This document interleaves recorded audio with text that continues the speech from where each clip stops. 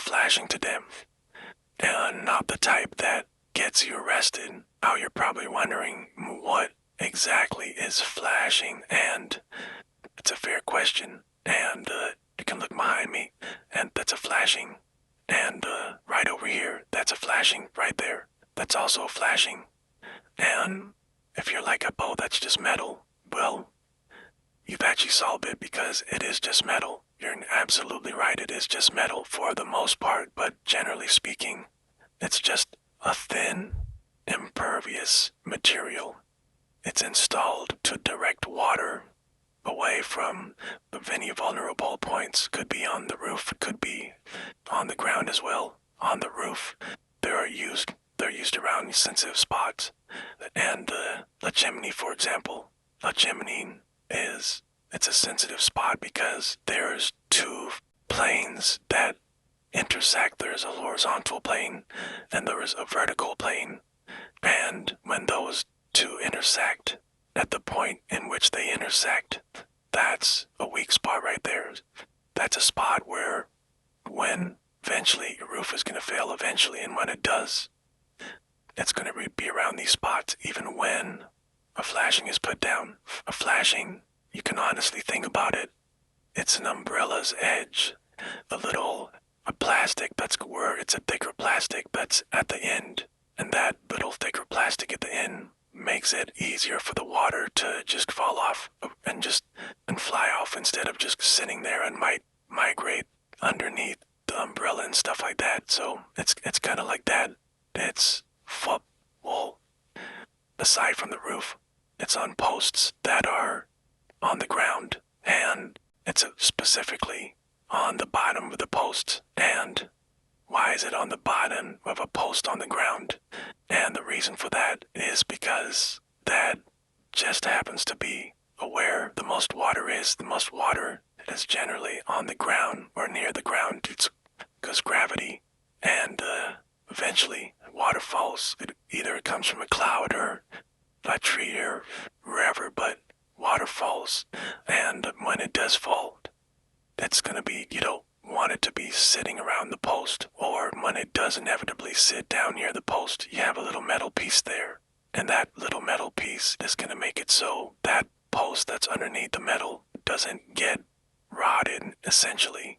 It's not everyone does this, and I'm not sure if it's even, I think there's different ways to accomplish this, to accomplish water and not getting on the post. So if you see a post and you don't see flashing, you're like, oh, what happened? Don't worry, it might still be installed correctly.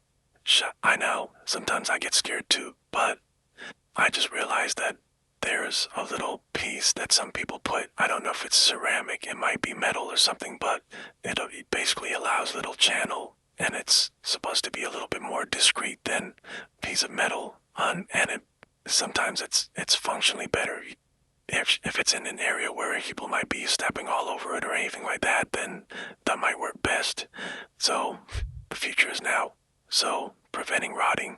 So there's different types of flash. So you heard that basically the goal is to have water not be near something, and not be near a pole, not be near a chimney or what, two intersecting regions.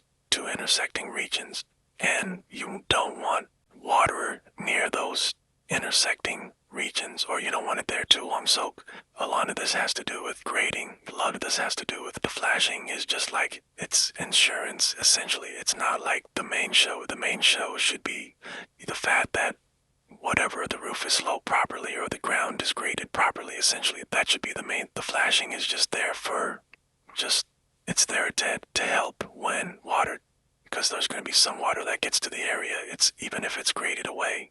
But there you have it. There's a little flashing right there. But essentially what a flashing is, a step flashing, it's used in chimneys and it's installed in steps. It literally looks like in behind me. That's true. That's not like your typical step flashing, but it's essentially in that situation. And in that situation, you basically, I believe behind me, that's somebody that actually soldered them together. But a step flashing, you can use sealant basically with it. You don't have to know how to solder to do it, but it does make it a lot better. It does, like melting metal with the other metal. That's always going to be better than, a little silicone in between, even though silicone does help every now and then. So it's almost like its own little shingles. It's almost like its own little overlapping little pieces. So you want to install all of it correctly, because if one of those little pieces gets messed up, then the whole thing is no good. It's no good. It messes up the whole thing. Eventually it's like a dance. If you miss a step, suddenly the rhythm's gone. And now your drywall's doing the waltz with the water stains.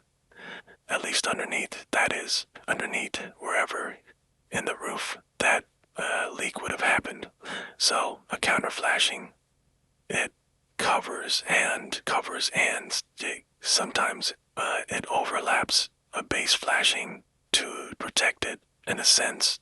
And these are just the general, that's just where my mind always goes. I don't know why my mind always goes, maybe I could say roofing, but there's other pipes and stuff that have flashing other than Jimmy on the roof, but I always think of, I don't know why, I always think of Jimmy flashing, but it can be even on just a roof to the regular wall where there's regular stucco or siding. You gotta have the proper flashing or the proper metal, right? Essentially, the common theme to all this is that low-key metal. It's just you can't beat metal. It's gonna be people do complete metal roofs, and those are expensive. And flashings, they're gonna be expensive. It's not a whole roof, but it's you gotta make sure that you have to make sure that it's there. I know some people, they don't do it necessarily in the valleys. They don't put necessarily metal in the valleys of a roof where two lofted portions meet each other. And I think that's incorrect. I think that they should put metal, or they should at least let the homeowner or property owner or whoever, they should at least let that person know that, hey, we're not putting the metal, or honestly just do them the options. Hey, here's my price, put the metal. I think that's what people should do more often. They should just give people the options and tell them the benefits and the cons to each option.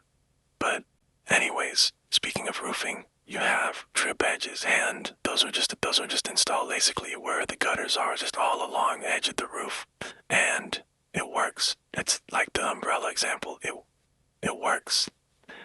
I don't know, people just, they've been doing it, and in terms of material, most of it's going to be metal based, like aluminum. You got your steel, your copper, you got your lead, but why? Who needs it, right? And then, honestly, I don't know why people would, I think that's mostly on older homes. You'll see more lead flashing type deal. And then you can't have a rubber flashing. Honestly, you can. Those are, sometimes you have to, because metal is just, in certain situations, when you can't use metal, go use rubber. But it's honestly, it's not bad, because it's still heat welded. You're still heat welding it. And the difference between regular welding and heat welding, at least, and the way I think of it, is heat welding is with a heat gun. And it's just like a normal heat gun that you would use, like that other thing I think of people using it is for wrapping cars.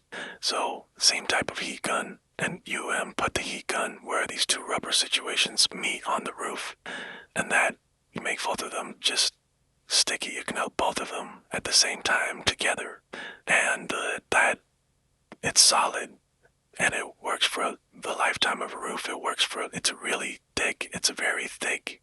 It's very thick, and it'll last you 30 years. And it's all exactly rubber. It's like a rubber fiberglass. Well, there is literally PVC roof.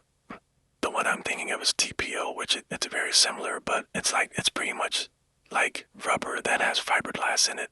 That's best I could think of for that.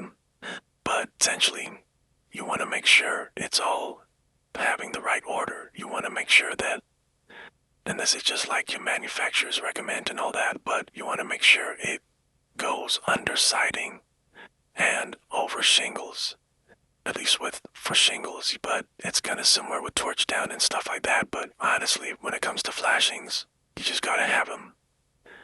And the biggest mistake I see is, you'll see nail holes through them. You'll see you want to have them overlapped. You really want to have them overlapped properly. You don't want to have too little of an overlap. You want to have them where the two want the step flashing, for example. You want to have it till the two of them are a tool. They're not next to each other. They're on top of each other to some respect.